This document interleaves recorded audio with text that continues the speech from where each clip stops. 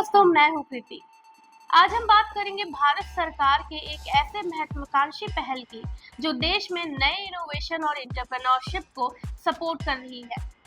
ये पहल है स्टार्टअप इंडिया। दोस्तों, भारत में कई नौजवानों के मन में अपने बिजनेस का सपना होता है, लेकिन कई बार उन्हें रास्ता नहीं दिखता या फिर उन्हें जरूरी सहायता नहीं मिल पाती। इसी कमी को पूरा करने के लिए सरकार ने स्टार्टअप इंडिया का आगाज किया। स्टार्टअप इंडिया क्या है? स्टार्टअप इंडिया एक सरकारी इनिशिएटिव है जो नए स्टार्टअप्स को प्रमोट करने, उन्हें सहायता देने और एक मजबूत इकोसिस्टम तैयार करने के लिए शुरू किया गया था। 2016 में प्रधानमंत्री नरेंद्र मोदी ने इसकी घोषणा की थी और तब से अब तक इसने हजारों युवाओं और इनोवेटर्स के सपनों को पंख दिए हैं। इस पहल का मुख्य उद्देश्य ये है कि हमारे युवा अपने आइडियाज को, अपने इनोवेशंस को एक बिजनेस में बदल सके और देश को आर्थिक रूप से और भी ज्यादा मजबूत कर सके। स्टार्टअप इंडिया के तहत बहुत सारी सुविधाएं मिलती हैं। स्टार्टअप इंडिया में कई तरह की योजनाएं और फायदे शामिल हैं जो नए और छोटे बिजनेसेस को मदद करते हैं। इनमें शामिल है इंक्यूबेशन और फंडिंग। स्टार्टअप इंडिया पहल के तहत सरकार नए बिजनेस आइडियाज को फंडिंग और मेंटरशिप और ट्रेनिंग उपलब्ध कराती है।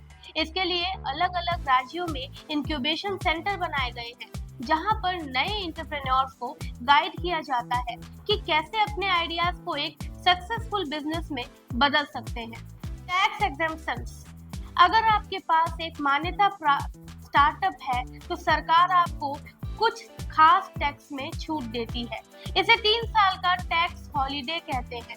इससे स्टार्टअप्स को फाइनेंशियल सपोर्ट मिलता है और वे शुरू के कुछ सालों में तेजी से ग्रो कर सकते हैं। सभी राज्यों में स्टार्टअप पॉलिसीज। हर राज्य में स्टार्टअप्स को बढ़ावा देने के लिए पॉलिसीज बनाई गई। ये राज्य के अलग अलग सेक्टर को दिखाते हुए बनाई गई, जैसे आईटी, मैन्युफैक्चरिंग, एग्रीकल्चर आदि में स्टार्टअप्स के लिए विशेष प्रावधान रखे गए हैं। फास्ट ट्रैक रजिस्ट्रेशन और अप्रूवल। स्टार्टअप्स को जल्द से जल्द शुरू करने में सुविधा हो, इसके लिए सरकार ने प्रोसेस को सरल बना दिया है। अब स्टार्टअप्स को रजिस्टर करने का प्रोसेस ऑनलाइन है और अप्रूवल भी काफी जल्दी मिलता है। लीगल और एंजल टैक्स में राहत। स्टार्टअप्स को कई बार फंडिंग इकट्ठा करने में टैक्सेशन एक बड़ी समस्या बन जाता है।